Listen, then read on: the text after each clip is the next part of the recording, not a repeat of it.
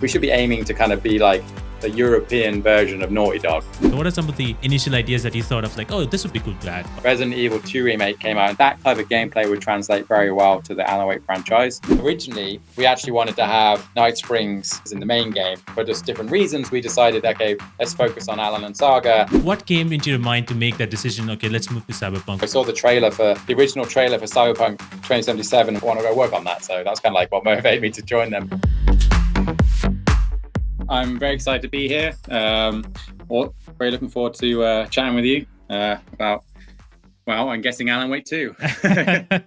Well, yeah, I mean, there's a lot of things that you've done, to be honest. With your career, you have gone through different studios, and obviously now you've worked with Alan Wake 2 with Remedy. But there's one thing that I think a lot of people have mentioned, that you are the luckiest Max Payne fan, because you get to be working with Max Payne himself and co-directing Alan Wake 2. Like, how has that been for you? Yeah, I mean, it's kind of surreal. Like most people, when I was growing up, I consumed as many games as I could, and obviously one of those games was Max Payne, and it's funny because it obviously came out around about the same time as The Matrix came out, and The Matrix is one of my favorite movies. So I was like, The Matrix and Max Payne, like two of my favorite franchises, both came around about the same time, and they kind of informed a lot of my kind of, I would say, childhood, especially like my teenage years. I had like related to, I guess, kind of related to Max Payne, but mainly related to The Matrix. I had like a full-on Neo coat. It was like big long leather jacket, like, you know, back in the day when I was kind of like edgy and, well, dressed slightly differently than now. I kind of kept some of that, but yeah, like it was a big part of my growing up. And when I first interviewed at Remedy, when I first came over here, like I remember I was interviewing not with Sam, I was interviewing with someone else for like our lead designer at the time, and he came in, and I remember just thinking like, oh shit, that's Max Payne. And he just very quietly came in, kind of said hello, and then left again. But yeah, it was, and then, you know, going through that process of working with him on Quantum Break. We didn't work too closely together, I would say, on Quantum Break, at least at the start. But towards the end, we did a lot of like work on the narrative for Quantum Break to kind of like get that in a place where we were happy with it. But then coming back to work on Alan Wake 2 with him it's been awesome and kind of surreal. It's not very often you kind of get to work with, I guess, your heroes growing up. So yeah, it's so cool to see that you get to be in both these games, and, you know, working on this game, working on the expansions, and now people are loving it so much. And, you know, Max, I know there's not much to talk about there, but obviously there's like more to Max Payne coming up soon, sometime whenever it comes out. How, like, just talking about, like, how is it for you that, okay, the game that you played way back then, you're going to re-experience it at some point in time?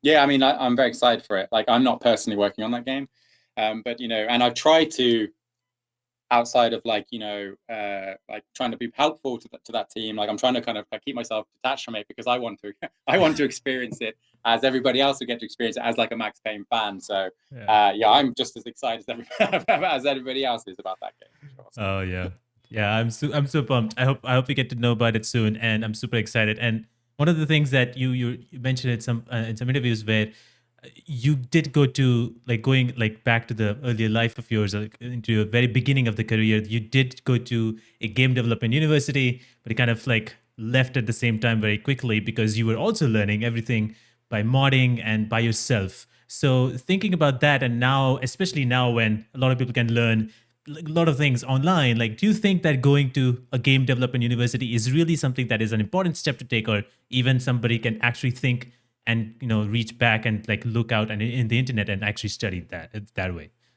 Yeah, I think nowadays it's kind of a mixture of, I think it's good to do both. Like back when I was growing up, you know, there were modding tools available, but it was very much, you know, as mentioned, kind of modding games that already existed. So Source Engine with Half-Life, or like modifying using Unreal Tournament, you know, those kind of things.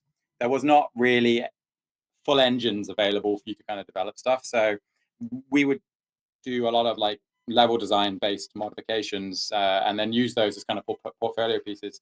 And when I was at university, I just felt like some of the stuff that they were kind of running for at that time, it was one of the first courses that kind of ever come out in the UK. They just weren't kind of teaching me things that I didn't already know about Unreal or kind of how to make games. So for me, it just felt like maybe it'd be better suited to me to just kind of do my own thing. I think that nowadays, with that expanse of the amount of tools that are available, and everybody can kind of do it very easily, and there's a lot of resources online, it's great in the sense that you can go ahead and build your own thing. But at the same time, because it's so ready and available, it's like there's so many people trying to do the same thing. Like trying to get yourself noticed can be difficult. And I think that one of the benefits of going to university has is that a lot of those universities, the good ones, they have like connections and relationships with studios.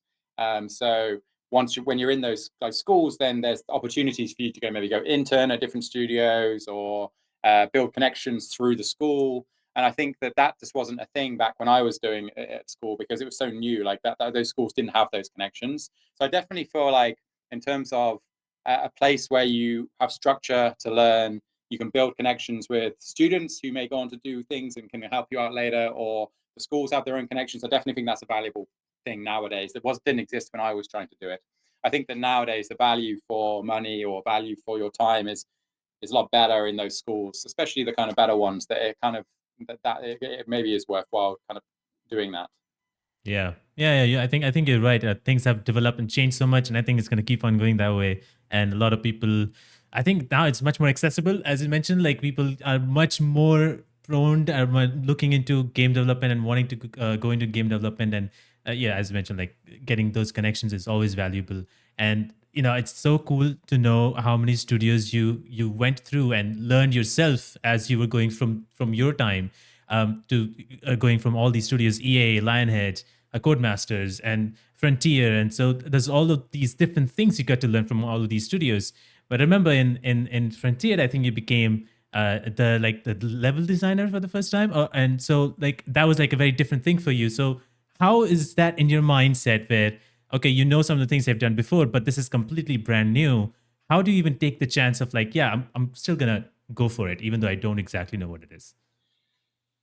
I think it's kind of personality driven. Like I was kind of always one of these people who believed that I could believe in myself. Like I think there was definitely a sense of anxiety when I first started, where I kind of had imposter syndrome a little bit about like, because I came from a background, I was doing modding, which was kind of its own thing, which was fine. And I did learn some useful skills doing that.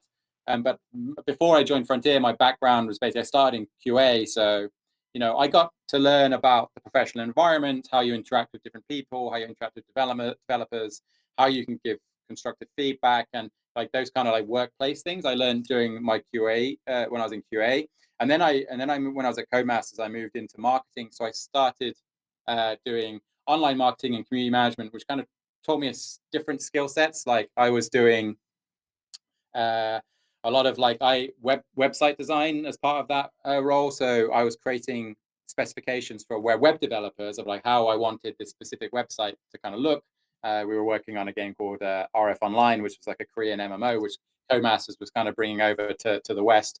And we needed a website, so we had one, and I wanted to do a new one. So I created a whole specification, a big design document, and then the kind of worked with those developers to make that. So I learned a bit in that role. I was learning about how to create, communicate ideas, and formulate those ideas into a structured document or a visual presentation on how something could look and feel. So I definitely learned a lot doing that.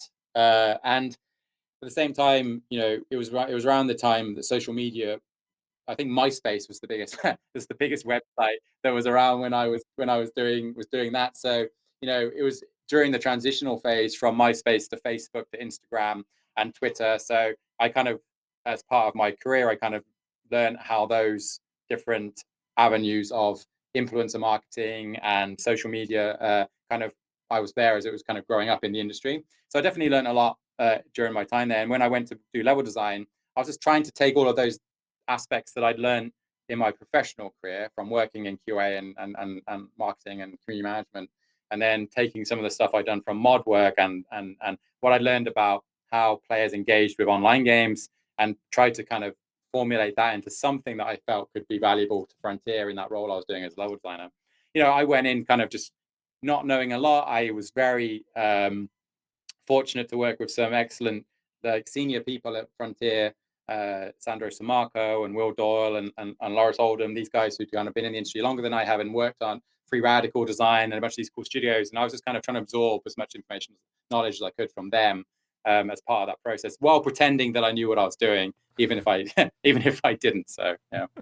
Wow. Yeah, that's really awesome because it takes a lot of, as you mentioned, it takes a lot of confidence to even take that decision. Like, yeah, let's do it. I'll learn as I go through, and I'll just go with it. Kind of attitude, and then actually going with it, and just learning everything that you are as you're going through and going through this process, and you get to do so much. And I think one of the things that you mentioned that you learned as well was learned how to kiss, which is keep it simple, stupid, I Yes. suppose it is. Yeah.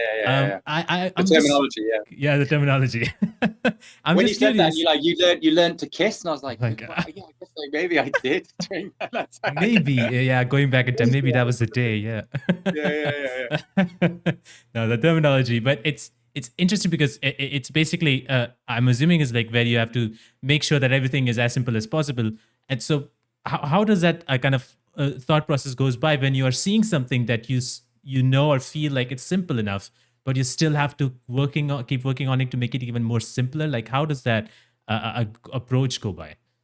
Well, I think that back then, like at Frontier, we didn't really have, like, for example, well, we have now Remedy, like a usability lab, where like we can easily take concepts and ideas and get external people or internal people at Remedy to play those things, and then we kind of see if people have issues with them. Um, Back then, we didn't have that, so all we were designing of was based off instinct and like us as designers and getting our other fellow designers to play, but we had no like formal process for processing that data and feedback. So I would often, as designers, and I was the same. Like when you're first starting out, you have all these crazy ideas, and it's quite easy to over design elements, like overcomplicate designs, try to anticipate players playing in a way that 5% of players will never play. So whenever we were looking at designs, and specifically like the senior designers of the studio and kind of the more experienced staff, they would kind of, just through experience, they can look at a design and in their head play through how it would be, and then understand that maybe there's just too much complexity here. That players, it's either there's too much knowledge going on, there's too many things being trying to talk to the player at the same time, or the player has to keep too many things in their head, so the cognitive load is too high. So it's like trying to kind of manage the cognitive load of the player at any one time through the systems that you don't know if a player is going to play the game for 10 minutes, for half an hour, for an hour. So it's just kind of think about how you can structure your knowledge and the systems in the game to basically account for all those different variables. So making something simpler means that there's just less cognitive load on the player. They don't have to think about so many things.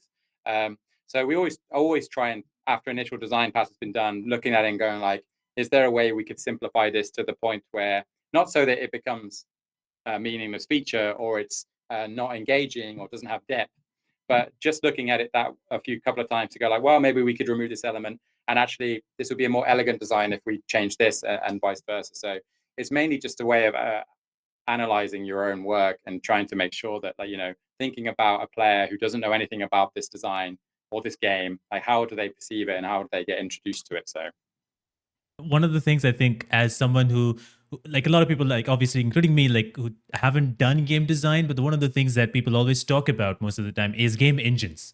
Like, okay, Remedy has Northlight, we have a CryEngine from Crytek, Red Engine in CD Projekt, and you've worked on all these engines. How is it? Is it difficult to move from engine to engine? Is there something specific, like, oh, I have to learn this in this specific engine, I have to do these things, or is that something that is, some engines like kind of like work similarly? Like, how is that process like? yeah, I mean, I think every engine that I worked on was quite different. I mean, even at Frontier, we had our own engine for a game I was working on called The Outsider, but that game got cancelled, and I quickly moved on to working on a game called Connect Disneyland Adventures. And in that project, we ended up using our rendering technology from The Outsider and Connectimals, but we ended up using the user interface and kind of editor from Unity. So we were almost like we were taking a bit of both. We were kind of using the editor from Unity and rendering it with our engine. And then when I went to Crytek, it was a bit more. I'd used CryEngine just because it was publicly available, so I kind of knew. But it was very different in how you did, like how AI was constructed, how the level design tools worked. So you know, you have to relearn it a little bit, but the fundamentals are kind of the same. And then when I came to Remedy, their engine when we were working on Quantum Break was the editor was just like an evolution of what was being worked on from Max Payne to Alan Wake to Quantum Break. So the engine and editor was kind of built originally for like open world in mind. So like a lot of the kind of tool set was kind of built assuming it was an open world game, and it was not an open world game. So yeah, like it just it was, and the kind of like keyboard layouts and shortcuts were totally different, and some of the like fundamental thought process you go to, like how you construct levels and how the hierarchy of entities goes, like it was just very different. So there was a learning process, and new people coming in would be like, why is this? They'll be coming from Unreal or something, and it'd be totally different way of working. But over time, you kind of get used to it, and you know, you're working it every day. You kind of you ask people for help. You're like, how do I do this thing? Like, I want to do this. Well, I could do it in this engine, but I can't do it here. You know, you just kind of work your way through it, and like over time, you just get better. And so yeah, it's, you know, engines are different, but I think that fundamentally, you're trying to do a lot of the same things. So going to Quantum Break, and that's such a interesting game. And I remember, and I was looking through some videos before when Sam was announcing like, oh, Alan Wake 2 is not happening, but here's Quantum Break, and announcing that game, and you worked on that game, and you eventually get to be a lead designer as well. How was it working with Remedy when they first joined in Quantum Break? Was it because it's a very different and more ambitious project that they've done as compared to before? How was it? How was the kind of like the feeling at that time? Was it like a lot of pressure at that moment involved because Microsoft was obviously there? um, I joined Remedy because I wanted to work. I was working at Jagex at the time on RuneScape, and Yeah. you know, RuneScape's a very interesting game. It wasn't really my type of game. I was not super excited about working on it, or playing it, to be honest. So I was trying to look for something that I was really interested in, wanted to play, and I really, as mentioned earlier, I really loved Max Payne. Alan Wake, I liked. I heard of it. It was at the time, I think, when I originally went to play Alan Wake, I was actually a bit like, well, this is a bit scary. So I was like, maybe I'll play this later, which is ironic considering I went on to direct the sequel. But when I came to Quantum Break, I was just excited about working on something that had, you know, one of my favorite games at the time was Uncharted, and I knew that we were going to do something that I remember having a discussion with our lead animator at the time, and I was like, I think that we could, you know, we should be aiming to kind of be like the European version of Naughty Dog. Like that would be cool. Like if we could kind of get that same level, like feel. And that was the type of games that I like to play, and so I was excited about working on it. And you know, I didn't feel when I started, it was such a long time ago, but I don't remember feeling like, this is same when I went to work at Frontier as a level designer. I'd never done it before. I didn't feel like, this is going to be scary. I just kind of went in thinking like, I can add value here because of my experiences doing X, Y, and Z. And even though I've never worked on anything as like this type of game before, I have worked on these other things, and I think that I can adapt to this type of way of working. So it wasn't, and it was stressful in the sense that it was kind of high profile game, but I don't feel like I was online as much as I am now, or you know, in general, the society wasn't as, even though it was only 2016. I don't feel like I didn't have that same internal pressure of what's everybody going to think about this game. I was more just like, I want to work on something cool and make something cool, and I hope people like it. But I definitely felt that when I shifted to working on Cyberpunk and working on Alan Wake 2, there was a lot much more of like an external pressure, I think, from expectations of fans, and I just didn't feel that in my role when I first started on Quantum Break, because you know, I was a designer, but there was a lot of other people around above me who were making decisions that I couldn't necessarily impact. So I didn't feel that kind of pressure. Definitely felt it on Alan Wake 2, and to a certain extent for Cyberpunk as well. So yeah. Yeah. That's completely understandable because expectations rise up, and especially with Alan Wake 2, because everybody was like waiting for Alan Wake 2, thought it's not going to happen, and then it's happening. And then that 13-year gap, and people obviously had a lot more expectations. So I completely understand from that point of view. But I think Quantum Break is one of those games that people, even though maybe I'm not so sure at that point, I feel like some people kind of like went over it, and now like a lot of people have gone through it and like, yeah, Quantum Break is so great and all that. And I'm just curious, like, what were some of the things that you were 100% hands on with Quantum Break that you were working on nonstop? Well, like basically all of the core player and AI stuff went through me in some regard.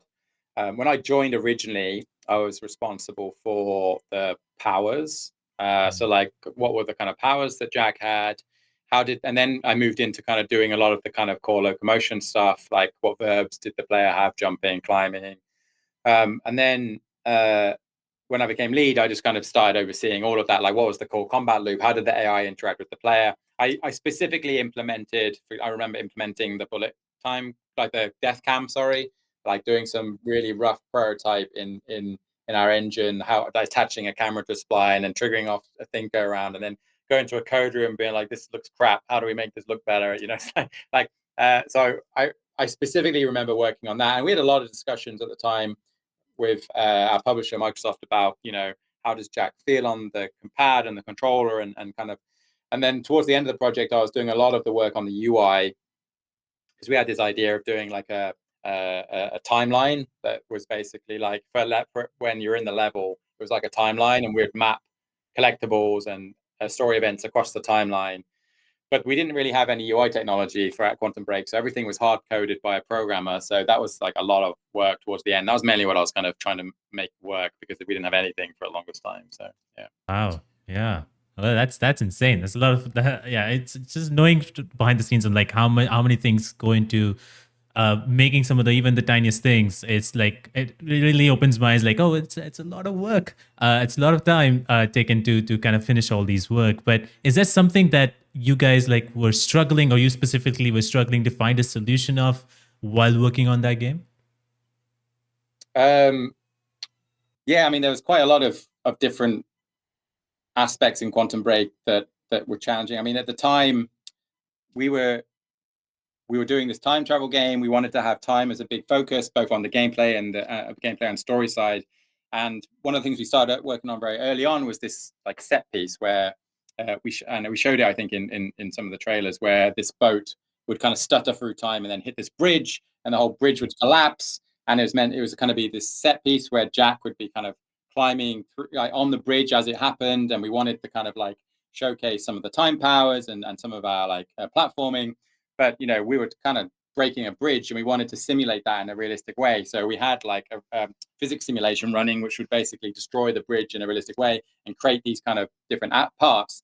But we wanted the player to be jumping in and around those parts, but those parts were not simulated in a way that would kind of work for gameplay. So we were struggling with like, okay, how do we make this feel believable and like this cool set piece that kind of where things break in a realistic way, but we also want the player to feel like they're in control and can actually jump on things. So you know, we spent a lot of time working on that particular set piece, and then trying to figure out, because we never done set pieces like that before. We hadn't done anything like that in Max Payne or Alan Wake, so it was kind of new for us. And we wanted to push the boundaries on what a Remedy game could be. And you know, set pieces were part of it. And you know, narratively, we were trying things with live action, which is something that we've been kind of toying with since Max Payne to a certain extent, through Alan Wake and then in Quantum Break. And I think one of the things that I appreciate working on Remedy is that, you know, as a developer, you're always working on something that's trying to push the boundaries creatively somehow. And you know, I think we as developers, we have a lot of inspiration from, you know, pop culture, movies, TV shows, and games as well. And we just want to work on ambitious, exciting, innovative ideas that, you know, hopefully other creatives, both in film, both in games, and then also potentially in film and other mediums, they can kind of look at some of the work we do and be like, you know, Remedy tried this thing, it's really cool. Maybe we could kind of take some inspiration from that. And yeah, so it was difficult project, but at the same time it was exciting, because you know, I'd never worked on anything like that. Remedy never done anything like that, so yeah, it was cool. From Quantum Break, you did go to CDPR. You did work on Cyberpunk. Yeah. What came into your mind to make that decision? Okay, let's move to Cyberpunk. Was that something like, okay, new project, want to do something new, or was there something more to it? Yeah, a little bit. Also, you know, I was a big fan of, well, generally speaking, my favorite games growing up were BioWare games.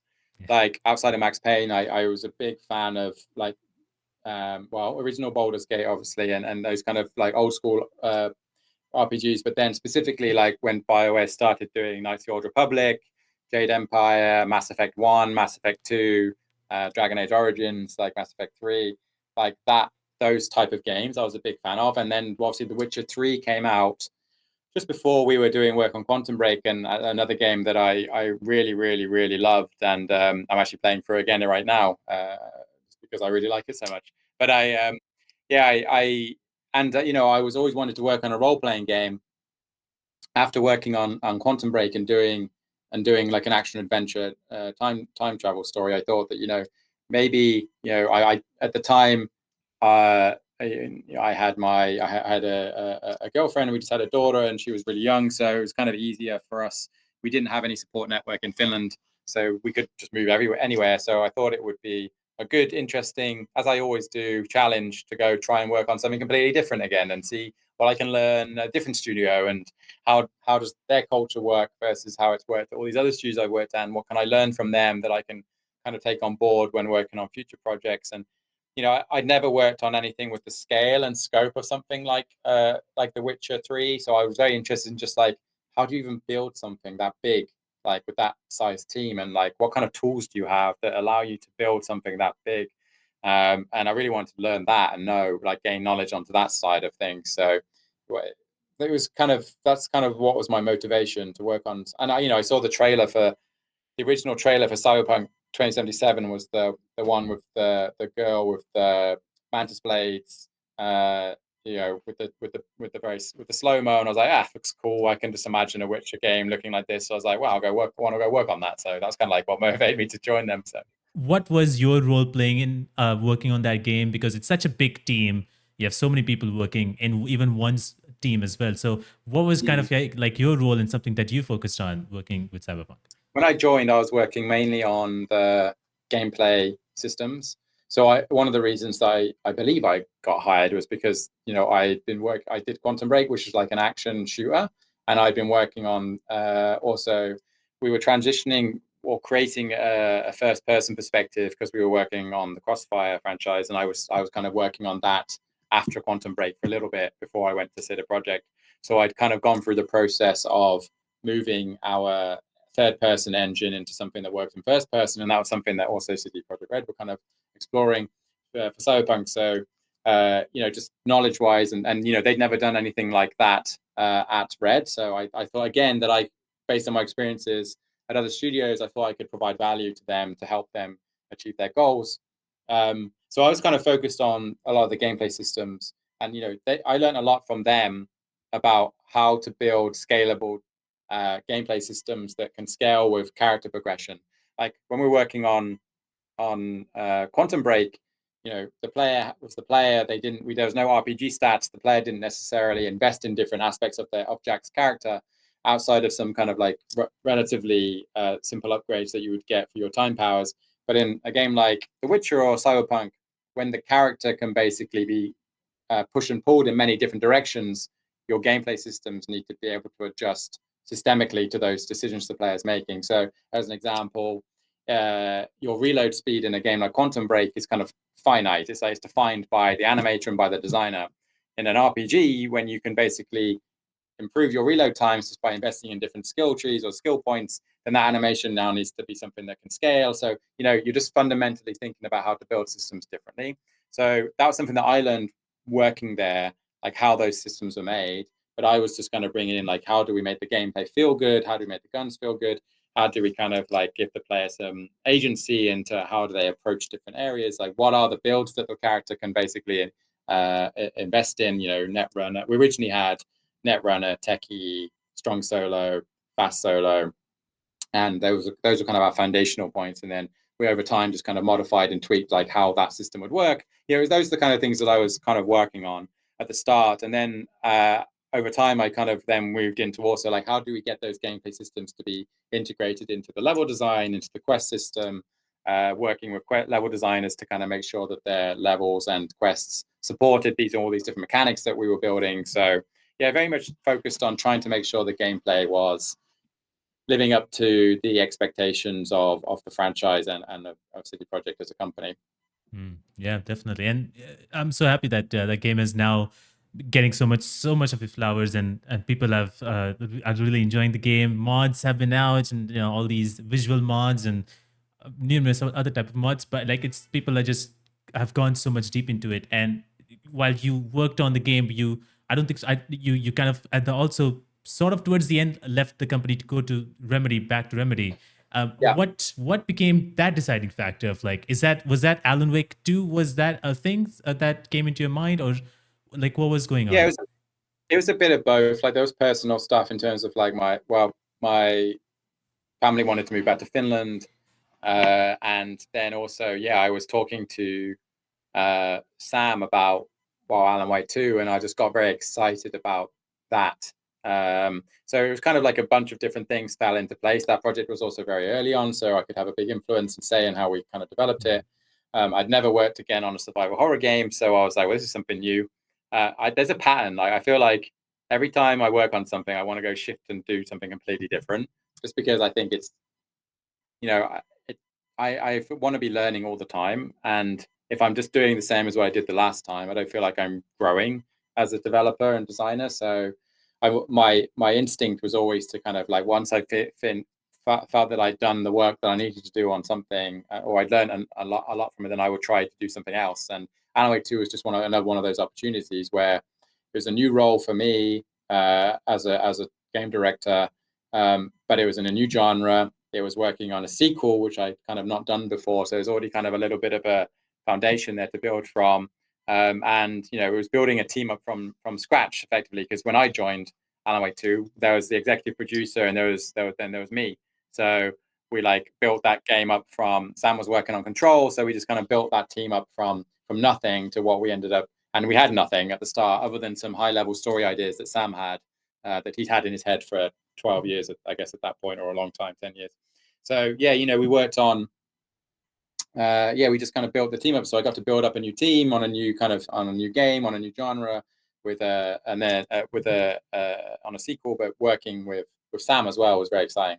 I did, as I mentioned, I worked with him a little bit during Quantum Break, but this was kind of like where we'd be very closely working together. So I thought it was just a good opportunity, and I'm glad that it worked out.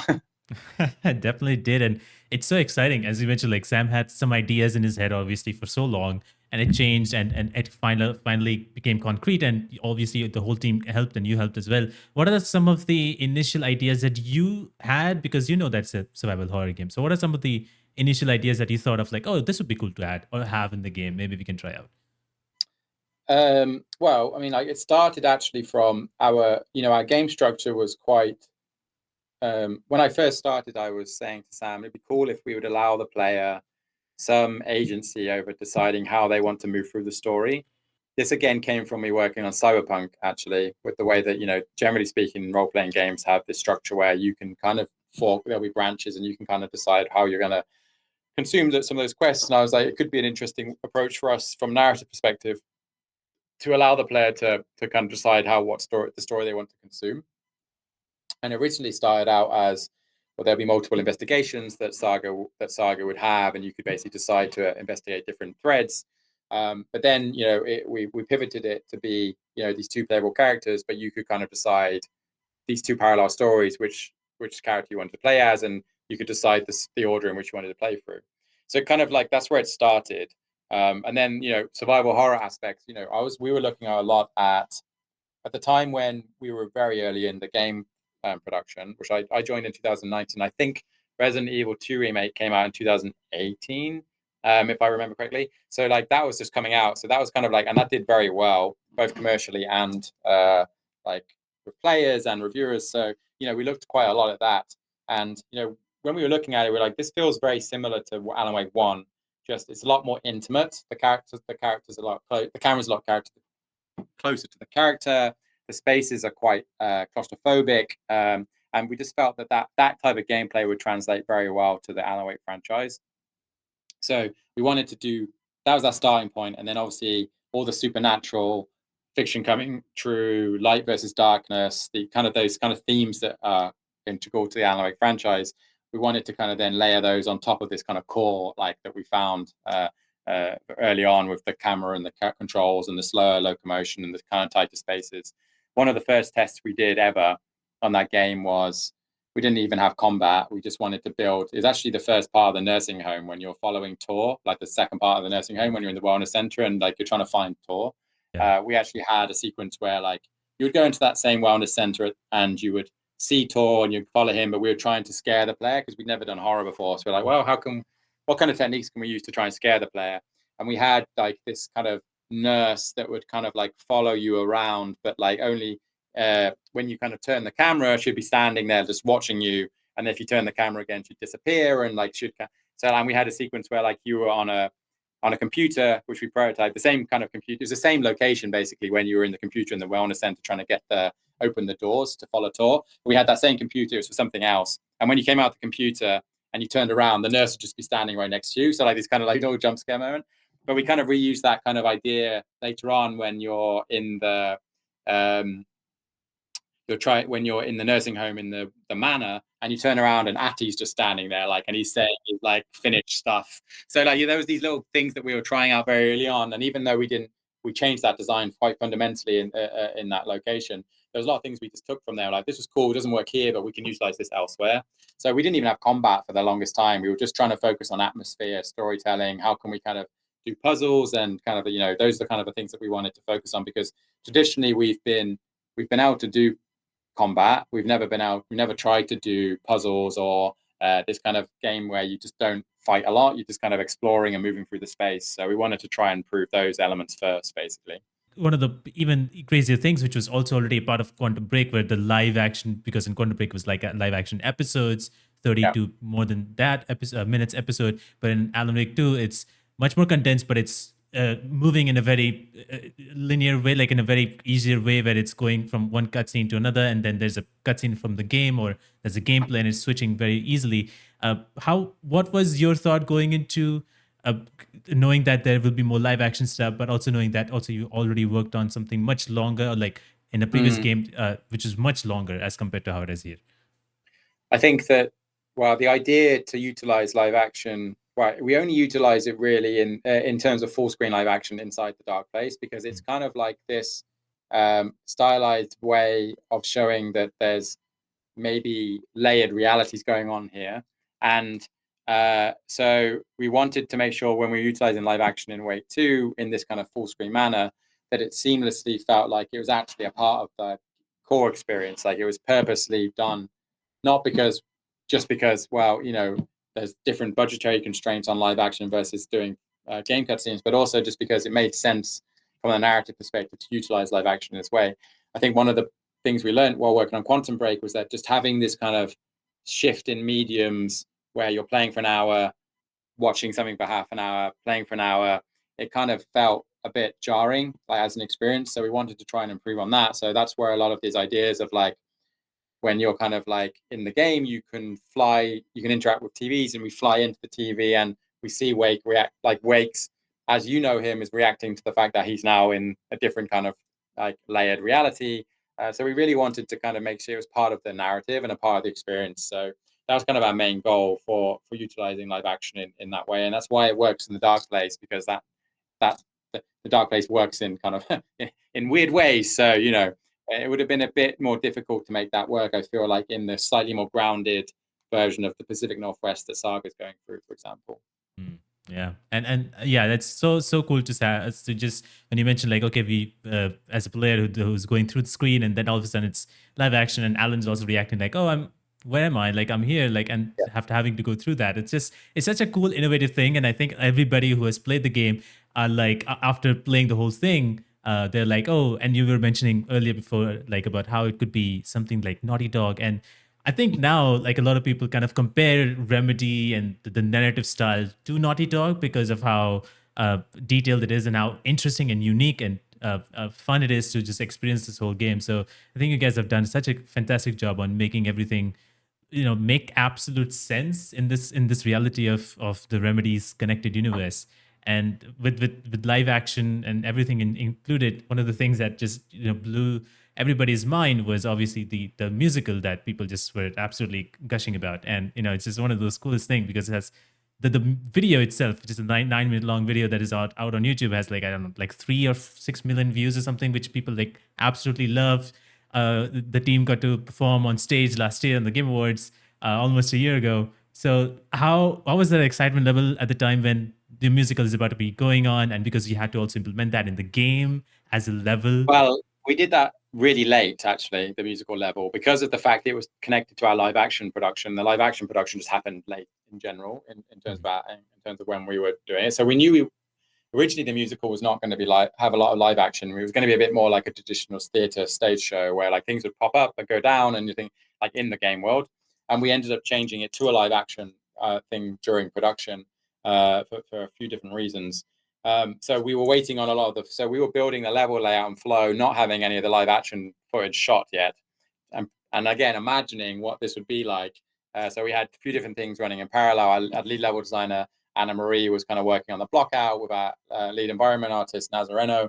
And then we had our audio guys working with poets on the song, and we were trying to break down, like, how do we structure the mission? It's done in 3 parts. Okay, so that means, like, poets, you need to kind of take these into account.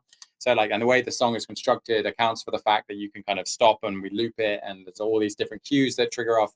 So it's quite a complex thing. And yeah, it was one of the last levels that we actually ended up finishing. But again, when we started doing user scores, we saw people enjoying it quite a lot. So we were kind of confident at that point, okay, if we can just kind of, finish it and kind of make it, like, give it some extra love and polish, then I think that people will quite resonate with this as an experience. It always starts out as normally Sam on paper writing the story and going like, well, and then Alan goes through musical, and then that's all there is. And then it's like, okay, then we have to try and figure out what the hell does that mean, and how does it work, and like what song are we using, and like what's the story behind it, and like how does the player, because the musical in Wake 2 is different from the music sequence in Control, the Ashtray Maze, because in the Ashtray Maze and as Jesse, you have a lot of powers, so we create a lot of spectacle around the gameplay combat experience. And in Wake, when it's kind of survival horror gameplay, a lot slower, you don't really have as many kind of actions to do. So we had to try and build the experience around the player, basically walking through it. So it was almost like going through a, those theatrical dungeon type experiences where like things are happening around you. We had to switch the kind of mindset a little bit. So the player was kind of fighting and walking, but everything that was cool was happening was around you rather than you in the game. Just because of our kind of like combat didn't really lend itself too well to something like the Ashtray Maze, where I think in Control it kind of definitely does. So yeah, it was a slightly different mindset, but yeah, very glad we ended up doing it and not cutting it, as was almost happened a couple of times. Yeah. I think everybody's so happy when they got to know, like, oh, it was almost about to be cut, and everybody's like, yes, I'm so thankful it was not cut. It's the best thing ever. Yeah, it's just very easy when you're looking at the schedule and the missions. And you're like, okay, this musical level, it's not really started yet. When all the other missions have, it's relying on all this stuff that's not done yet. Yeah. Like, do we really need this level? Like, when you look at it on Excel sheet or whatever, it's like, yeah. But then it's like, no, it needs to happen because it's really important and it tells the story of Alan Wake 1. And players aren't going to understand anything if we don't do it. So, Yeah. luckily, we managed to get it, keep it. So. So cool. And yeah, it makes sense because there's so many things to work on, and so much kind of, at the same time, less time as well. But with obviously now the expansion is out, we have 2 DLCs, Night Springs and Lake House. And what are some of the things that you couldn't implement, let's say, in the base game, but you could do that in the expansion? Was there something like that? There probably was. I mean, like, first of all, we wanted to do more enemies in the base game. We just didn't have time. So one of the things I really wanted to make sure that we got in one of the expansions was a new enemy type. And so I'm very happy that we managed to get the painted done in the Lake House, because I think it's also just a kind of, we were trying to find something that felt different from the enemies that we had in Alan Wake 2, but at the same time, we wanted to make something that was kind of economically, like, we could actually produce in the time frame that we did it. So I feel like we found a very nice balance with that new enemy type, which it feels very different compared to anything else in the game. But at the same time, actually under the hood, we're kind of reusing and relying on a lot of stuff that we built in Alan Wake 2. So I'm kind of very happy with how that kind of turned out. And then originally we actually wanted to have Night Springs or these kind of playable sequences as other characters, not necessarily Night Springs. We wanted to have these kind of interludes with these different characters in the main game. But we just, again, for just different reasons, we decided, okay, let's focus on Alan and Saga. But then we came up with the concept as Night Springs as a result of us kind of changing our design during pre-production of how many characters we can actually play.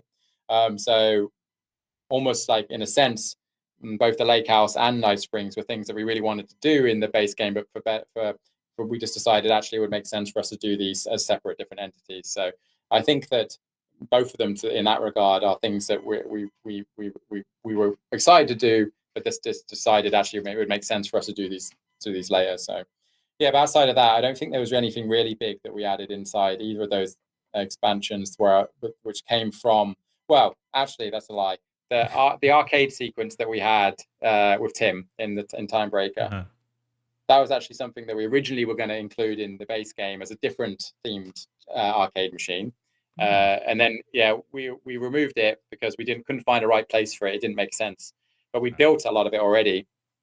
So we kind of took that and we're like, we really need to get this in the game somehow. So then we came up with the concept of Timebreaker and kind of like found a way to kind of get that in there. So there's some fan questions that people had. The first question comes from Mayor.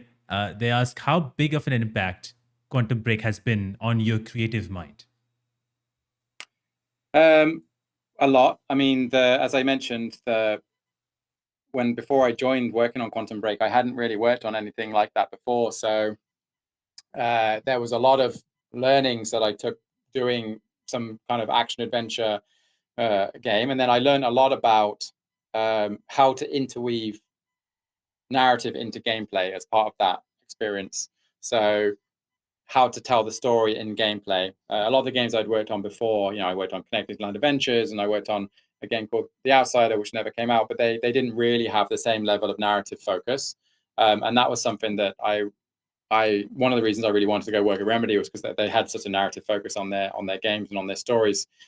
So yeah, sat down with Sam a lot towards the end of shipping that game and going through like, what are the character motivations? Like, why is Jack doing this thing? How can we get that across to the player? And a lot of those learnings I then took to see the project and then brought back when working on Alan Wake 2. So yeah, it was a lot. Yeah, I'm so glad that all that happened. And next question is from Sayori Emmanuel. They ask, what's your favorite Remedy character and why? Oh, geez, my favorite Remedy character. That's a difficult one. I mean, I personally really like Rose. Oh wow! Like, yeah, it's because she has such an interesting journey from Alan Wake 1 to Alan Wake 2, and I really just like her kind of slightly unhinged personality that she has, especially in 2. And then we kind of like cranked that up to like the maximum when we were working on Night Springs. So yeah, definitely. I think when I see our cast, I mean, I obviously love Alan and I love Saga and I love all and Jack and Max. But if I think of you, like for me, when I think about the games that I've worked on at Remedy and what I've played, like she's the most interesting, I think, to me, just from a character perspective. Yeah, and absolute love. That character has absolute love for Alan Wake. Yeah, so that's we explored. We get to see in the Night Springs episode. It was so cool. Next question is from Wake's Study. They asked, during the development of Lake House, were there any changes to the story concept? Because they wanted to know, like, at what point, like, kind of the AI concept was involved. Oh, yeah. I mean, we actually went through various different iterations of what would happen in the Lake House during production. The actual like idea of it being focused on Alan and art and them researching art, that was there from quite early on, because we already established that during the base game with the nursery rhymes that they were kind of like experimenting with. So the idea of the Lake House researching art and its impact on changing reality and the dark place, like that was there from very early on. But we had various different ideas about what kind of the threat inside the Lake House was going to be, and we ended up utilizing let rid of lane quite a lot, but that was kind of something that we came up with during the process of making the expansion. But yeah, some of those core ideas were there even during Alan Wake 2. So Wow, look at that. I actually really like Lake House because it's much more scarier, and paintings and those monsters just looked absolutely terrifying. So everything, all the concept wise, is really cool. Next comes from BR1. They ask, are there any ideas that you were considering for Alan Wake 2 that didn't make the cut?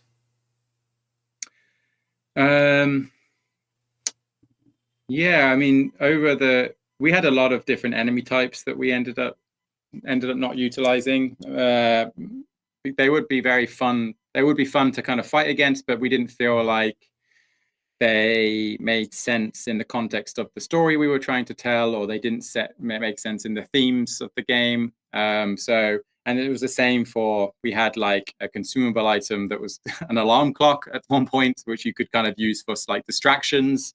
We ended up removing. So during the course of development, we go through quite a lot of different ideas and iterations that we just either we don't do them mainly because they just don't fit with the game we're trying to make, or sometimes it's just because we felt we wanted to prioritize efforts on other areas.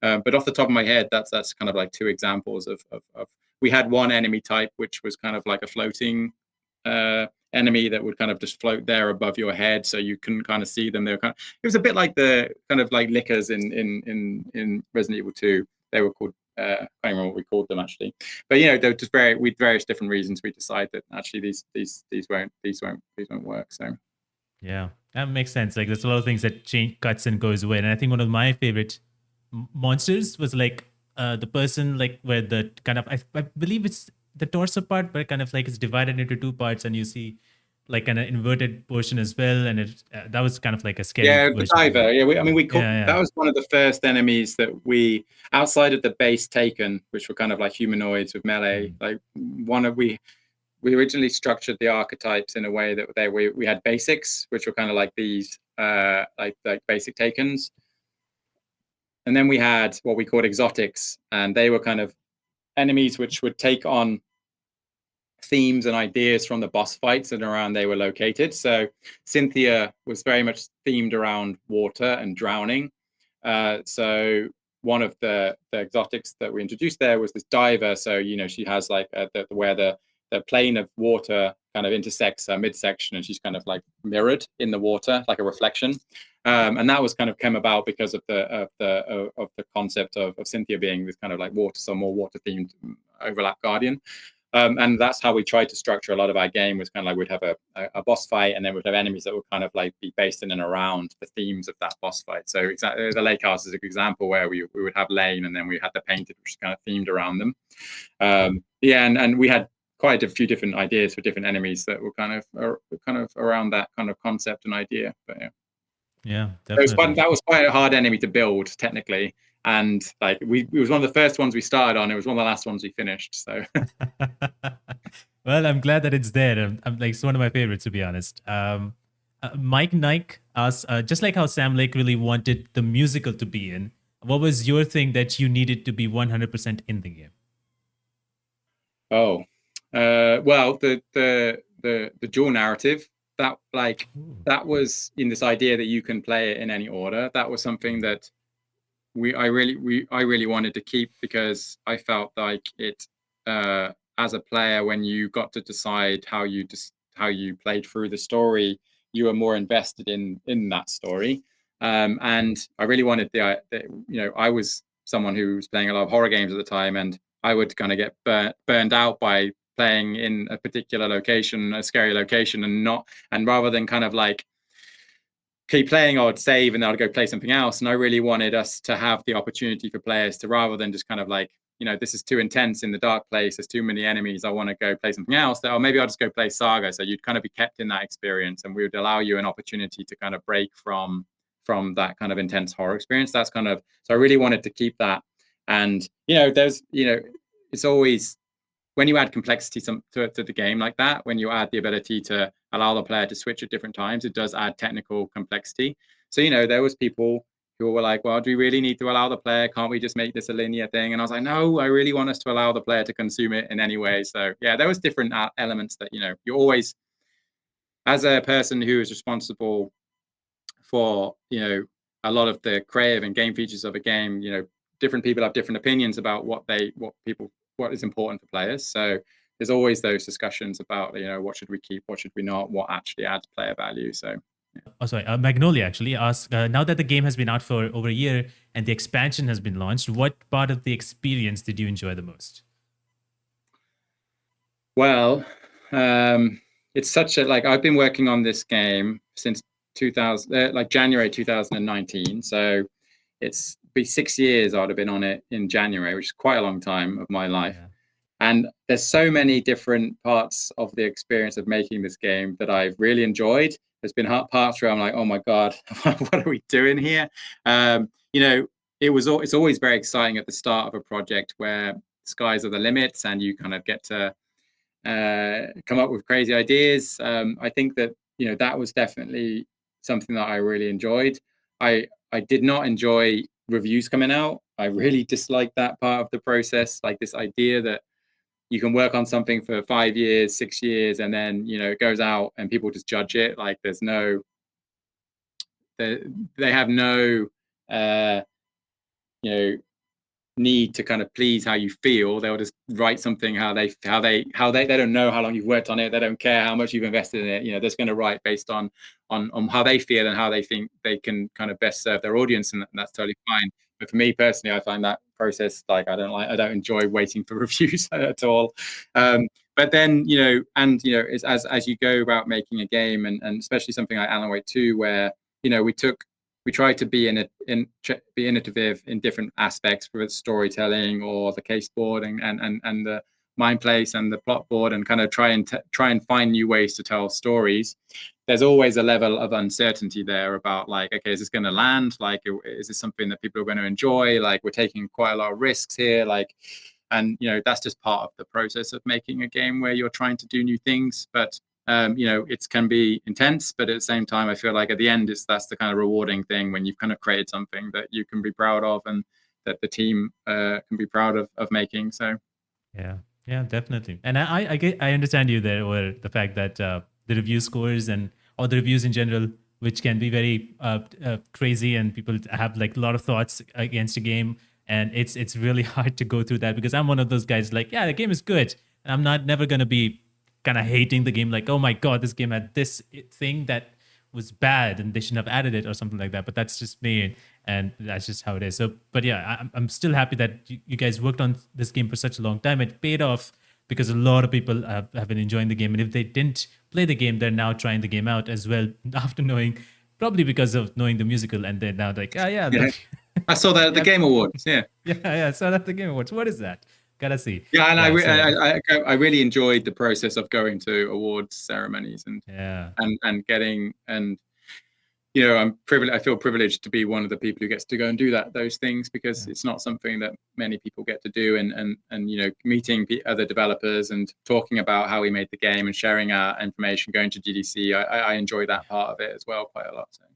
Yeah, that's cool, because you guys won Best Narrative at the Game Awards, and forgetting the other awards. I'm sorry, but like it's on Best the stage. narrative, best art direction, best game direction. Yeah, exactly. And so it was so cool to see you on the stage as well. Yeah, And that was nerve-wracking. That was nerve-wracking. Yeah. I remember I was walking up the stage just because I didn't think we were going to win, so I didn't prepare a speech.